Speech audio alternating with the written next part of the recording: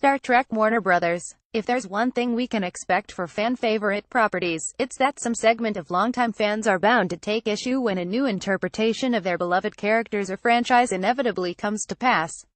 Recently, we've seen several properties earn the ire of moviegoers, with Paul Feig's Ghostbusters reboot earning the lion's share of the online criticism.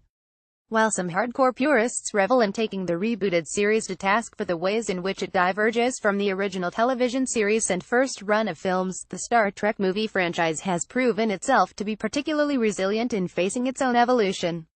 After all, in its 50-year history, the world of Star Trek has spawned a multimedia phenomenon that extends to 6 television series and 13 films that together encompass 3 different subsets of big-screen Star Trek adventures. The most recent installment, director Justin Lin's Star Trek Beyond, has earned solid critical notices. With the franchise recently hitting a milestone in 2016 and the new film's direct tribute to the original Enterprise crew, we look back at all the Star Trek films to date and rate them from worst to best. 13. Star Trek Nemesis 2002. Throughout much of Star Trek's history, the series had developed a trend wherein the even-numbered entries tended to become more embraced by fans and critics. However, this installment, which marked the death knell for the cast of Star Trek The Next Generation, proved to be the exception that led Paramount to shelve the series for the better part of a decade. Side note: look for a young Tom Hardy as the film's villain. 12. Star Trek Insurrection 1998. The penultimate adventure for Captain Picard Patrick Stewart. This was the second consecutive Star Trek film directed by star Jonathan Frakes. Following the success of Star Trek First Contact, many expected this 9th entry to duplicate the thrills and excitement of its predecessor. How wrong they were. 11. Star Trek V: The Final Frontier 1989. The only Star Trek film directed by William Shatner, The Final Frontier attempts to delve into religious themes in its tale of a Vulcan's search for God. Alas, the film also proved to be among the least popular entries, and reportedly nearly ended the franchise before its sequel redeemed the brand a few years later. 10. Star Trek The Motion Picture 1979. A full decade after the original Star Trek television series came to an end, Kirk, Spock and the crew made the leap to the big screen, thanks to the cult fan base the show had developed in syndication. Thankfully, the film managed to overcome tepid reviews and become a box office hit, setting the stage for grander adventures to follow. 9. Star Trek Generations 1994. After 6 films, the original series crew finally passed the big screen reign over to the Next Generation cast with this 7th installment. Although only Kirk, William Shatner, Chekhov, Walter Koenig, and Scotty James Doohan make appearances, Generations very much marks the end of an era and the start of a promising future, albeit one that would prove somewhat short-lived. 8. Star Trek III: The Search for Spock 1984. Following the massive success of The Wrath of Khan, the Star Trek franchise had a lot to live up to. This film was the first of 2 consecutive releases to be directed by Leonard Nimoy himself. The story is the first in the series to directly follow its predecessor and sees Christopher Lloyd join the franchise as a renegade Klingon. 7. Star Trek Into Darkness 2013. Speaking of Wrath of Khan, this J.J. Abrams directed entry faced great criticism for its blatant similarities to what worked so well in that earlier release.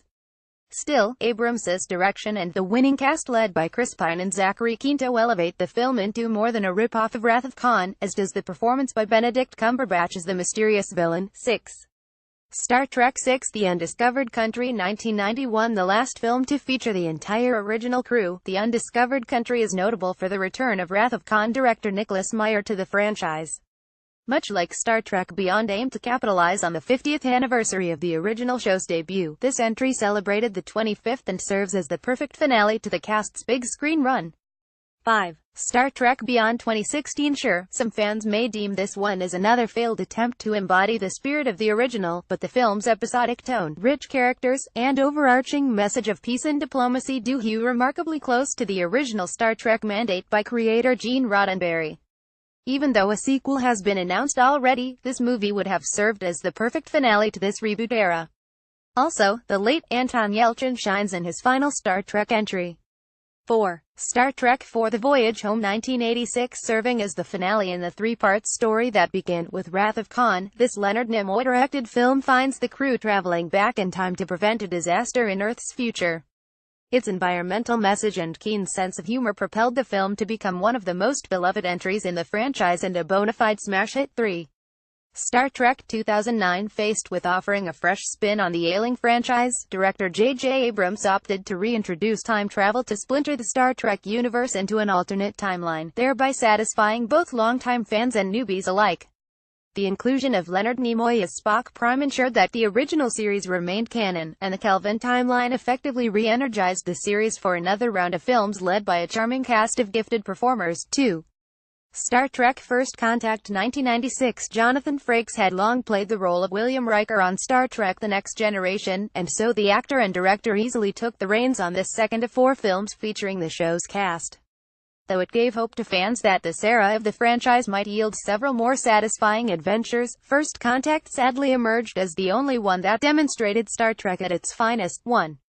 Star Trek II: The Wrath of Khan 1982. What can be said about this iconic bit of sci-fi cinema that hasn't already been covered? From Ricardo Montalban's turn as the devious Khan, a role he reprised from the original television series, to its heart-wrenching finale, The Wrath of Khan easily remains not only the best Star Trek film to date but a cinematic landmark that can be just as cherished even by non-fans of the franchise. It's simply that good. Follow Robert Yanis Jr. on Twitter at Crooked Table. Check out Entertainment Cheat Sheet on Facebook.